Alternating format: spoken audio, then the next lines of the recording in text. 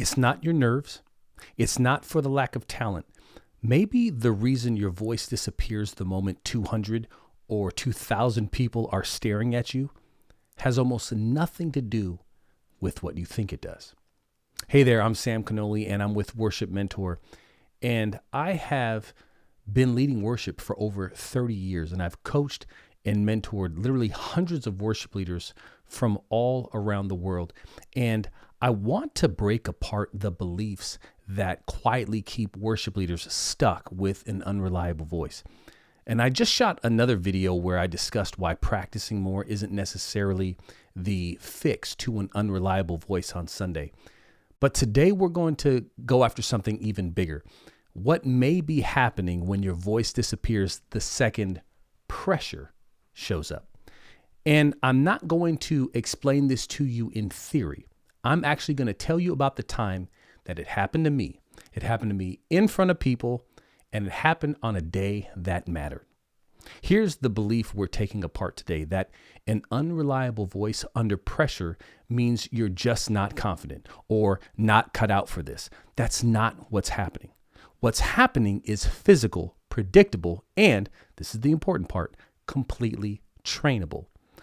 I remember my first real blunder, and it was the first really large room I ever sang for, the full gospel businessmen's dinner. And of course, I was with my brother, I was with my dad. In fact, it was one of my dad's events, and he was actively mentoring me and my brother, teaching us what it meant to lead worship, how to perform, and generally how to manage a stage. And particularly one where the audience is, ready, mostly men who in general are a bit averse to singing along with you. They're eating dinner, and of course, they're conversing with their friends. So this is quite the crew. Now, my dad, Dr. Ron Canoli, this was light work for him. I literally never experienced a room that was too distracted, too harsh, too disconnected that he could not win over in the end. I, on the other hand, was a completely different story, and I learned a very hard lesson that night. Okay, so here's the setup. The song was called Washed in the Blood. It's a song that my Uncle Mark had written and recorded. And I need you to understand that my uncle is a first tenor, and also like my brother. So the song was keyed way too high, but of course I was afraid and embarrassed to say anything to my brother or to my dad. So instead of saying anything, I just went along with it. And I paid a heavy price, and I endured a struggle that would follow me for years every time I set foot on stage to sing. I couldn't hit the notes, y'all. That was the big thing. There was this one practice where everything, all the planets aligned, and I was able to hit all my notes.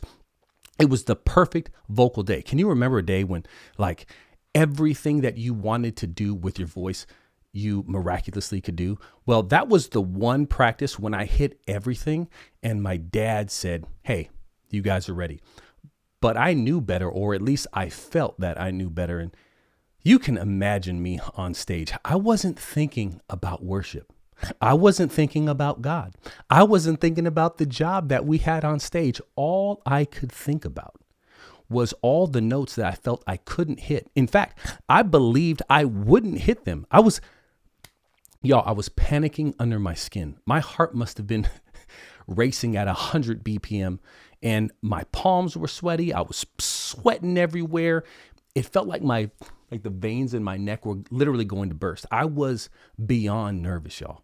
Now, I will be honest, I did make it through the song, missed almost every single high note that was in there, and I could not have been more relieved when we finished and were able to sit back at our table.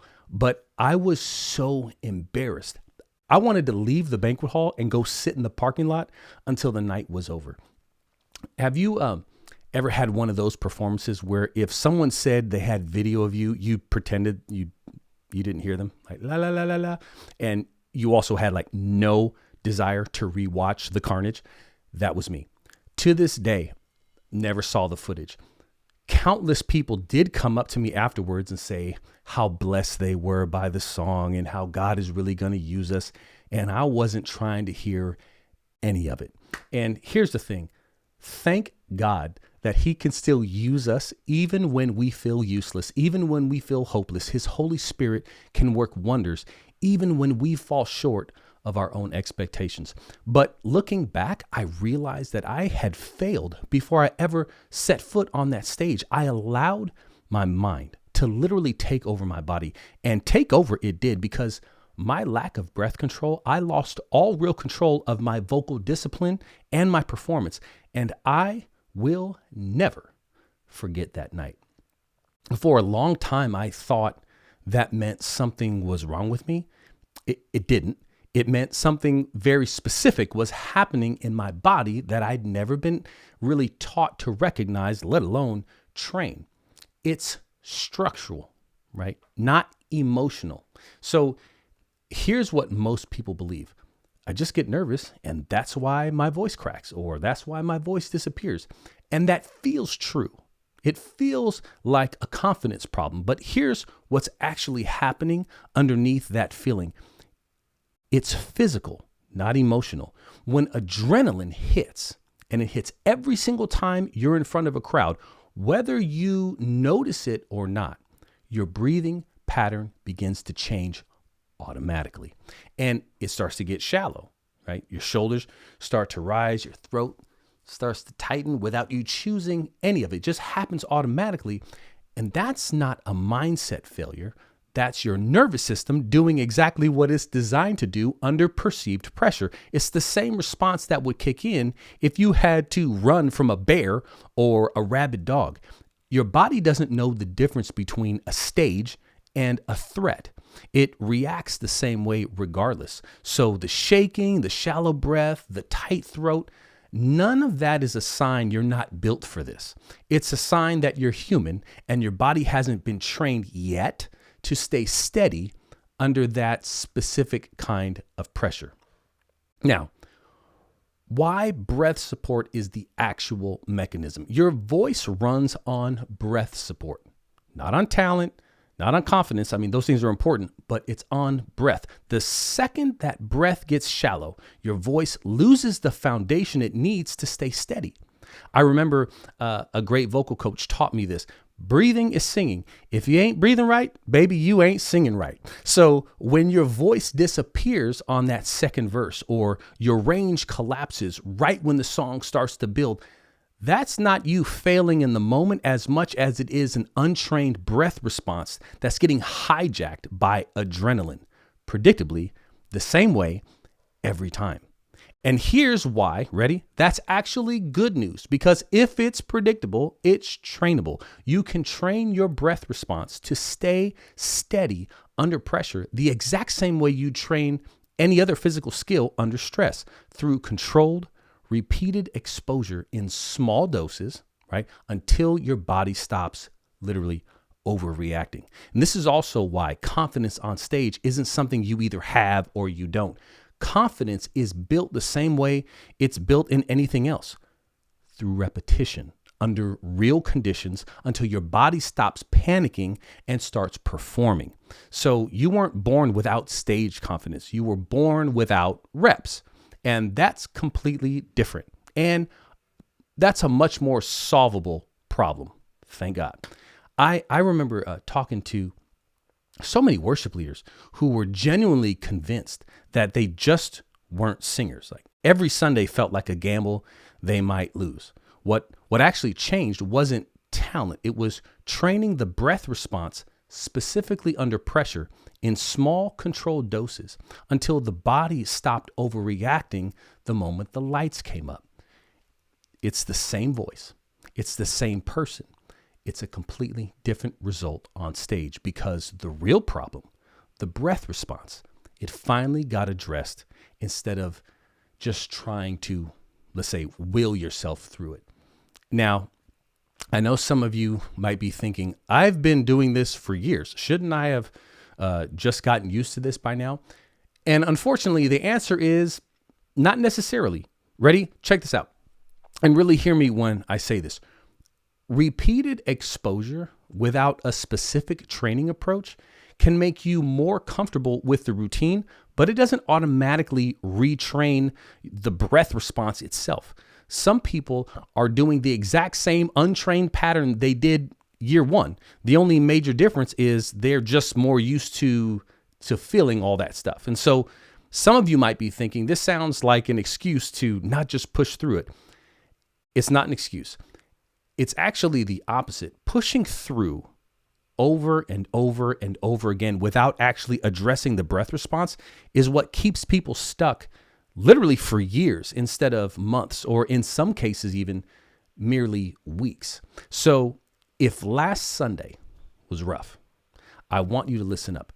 Who you are as a leader is not determined by one bad Sunday or even 5 bad Sundays. That was never really the issue. Maybe the breath response was. And that's something you can actually train. So here's the shift. Your voice disappearing under pressure isn't a confidence problem. It's not a sign you're not cut out for this. It's an untrained breath response under adrenaline, right? Predictable, explainable, and trainable. In fact, I want you to do this the next time that you practice.